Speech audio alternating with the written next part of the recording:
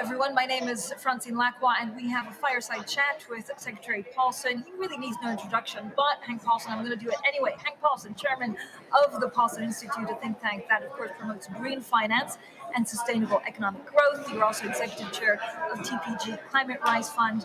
I want to talk a little bit about that shortly. It raised $5.4 billion in July to invest in clean energy, and of course, you're also former U.S. Treasury Secretary. So, Secretary Paulson, thank you so much for joining us. We have 15 minutes, maybe 20, to talk about climate change and your expectations, first of all, for COP26 here in Glasgow. There's a lot of talk, but what do you think will be achieved and what will be seen as a success?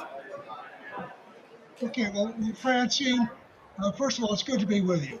Second of all, obviously, what's going on in Glasgow is very important. The eyes of the world are there, and the things that are going to be done are going to be necessary, but are going to be far from sufficient. So, to focus on the positive, I think it's very important that the major companies, countries of the world are coming together and expressing a strong commitment, setting voluntary targets.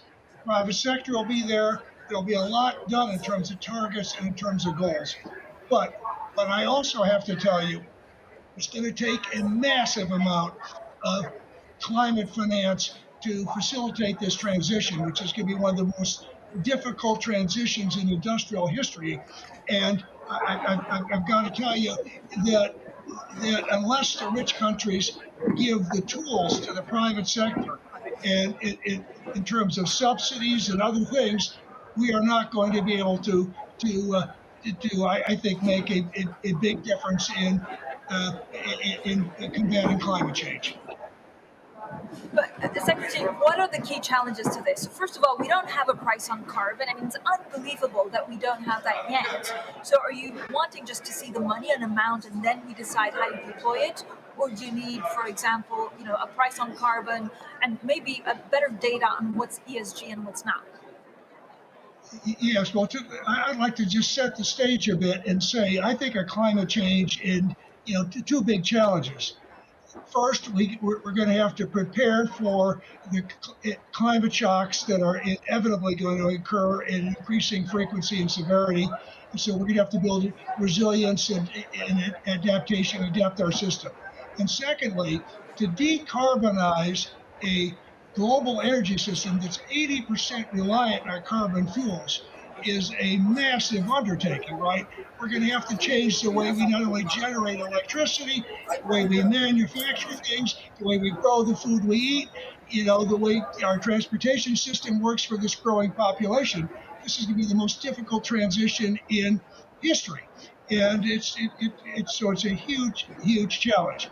Okay, so it's going to take maybe $6 trillion a year of capital. Governments don't have that capital.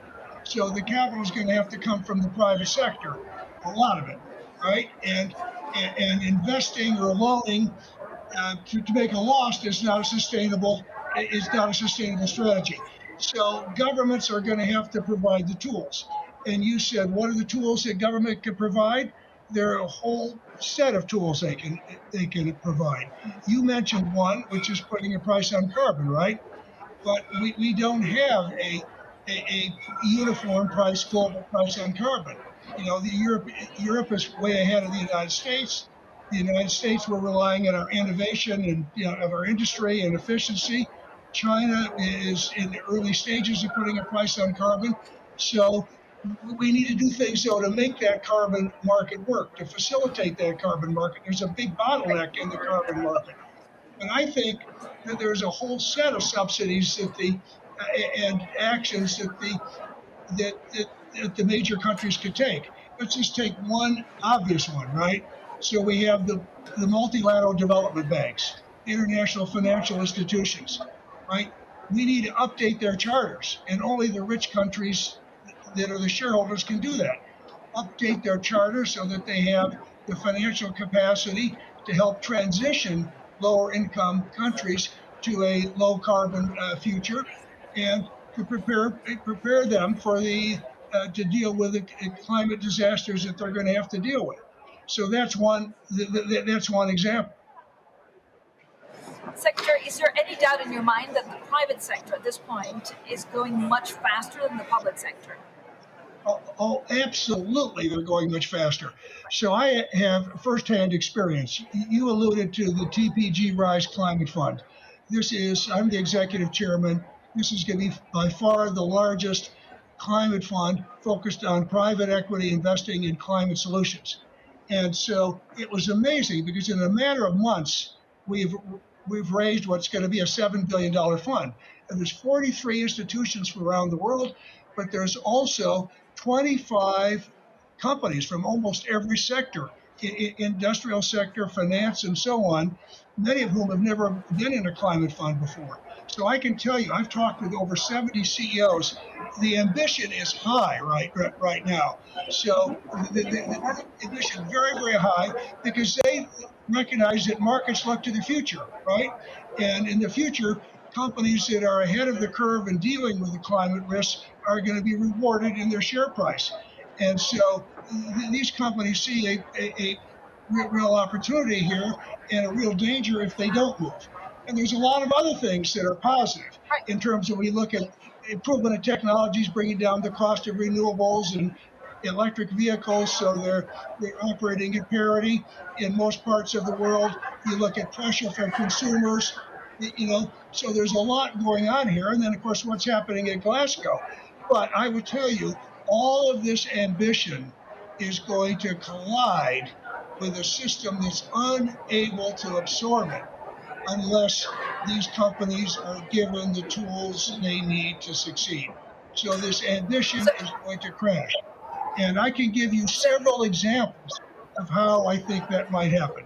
So let's take one of the positive things coming out of Glasgow. Mark Carney's, Glasgow Financial Alliance for Net Zero for the major financial institutions, the big banks, asset managers, and others. And in the U.S., six big banks have made this pledge, and they've got a massive amount of capital. But for them to meet net zero for their own operations, scope one and two is one thing, but to do it for the businesses they finance is another altogether. That would mean tens of thousands of companies would have to get to net zero. And they can't get to net zero unless we have, again, proper subsidies or, because right now, a lot of the technologies that are needed to decarbonize industrial processes aren't available. Another area I would talk to is one you mentioned. You mentioned putting a price on carbon, right? So as these companies decarbonize and they're making net zero pledges, they're going to work hard to decarbonize their operations, but they're not going to be able to get all of it done. So they're going to need carbon credits to help finance this. I look at carbon credits as being sort of a carbon currency. It's going to help finance this transition to a low carbon economy. But right now, we've got a very imperfect carbon credit market.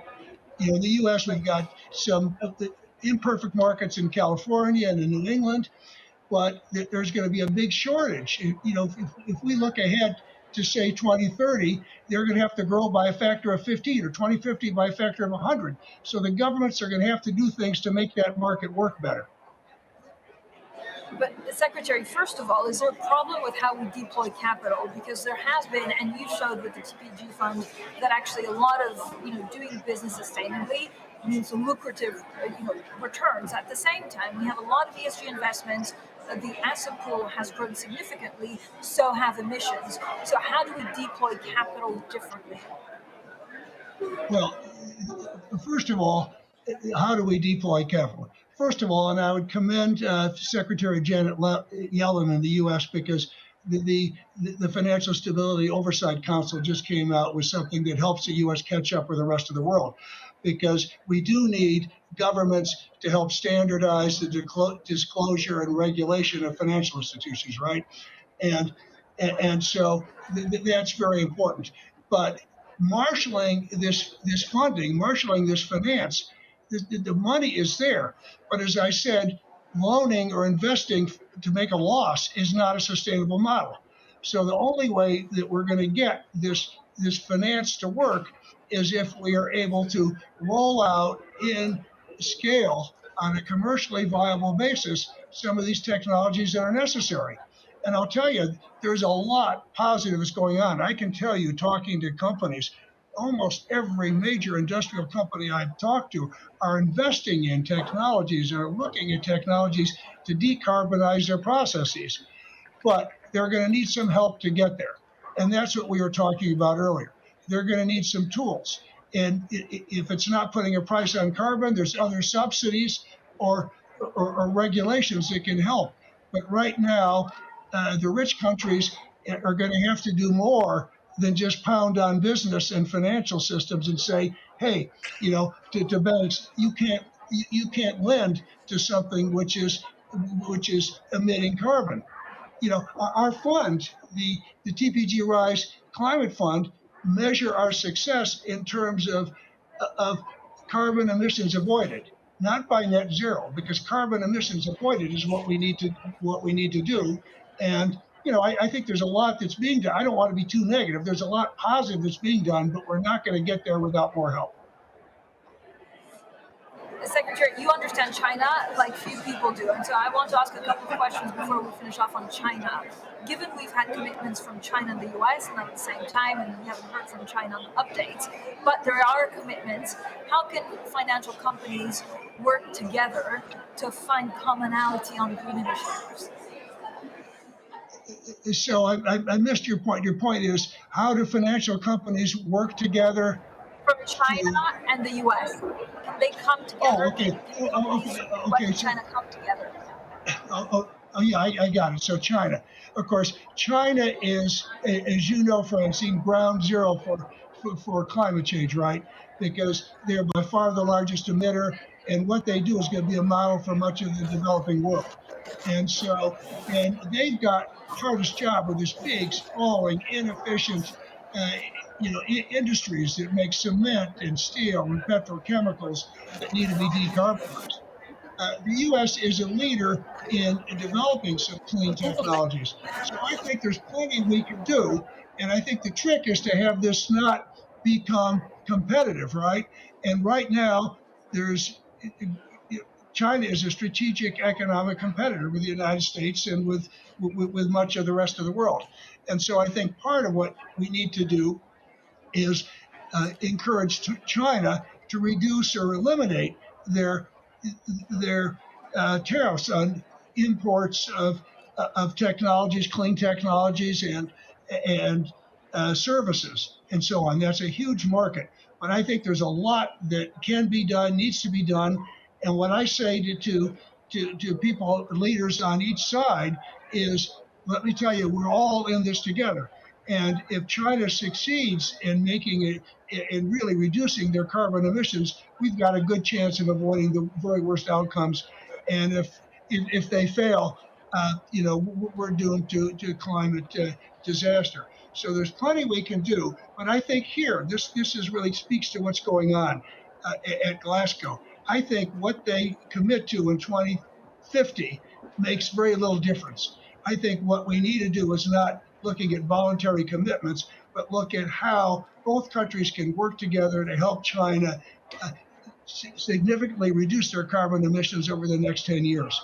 And that's going to be rolling out and encouraging them to finance technologies that are going to decarbonize industrial processes and some of the low-hanging fruit in terms of dealing with energy inefficiency. Secretary Paulson, thank you so much for a wonderful conversation. Thank you, Francine.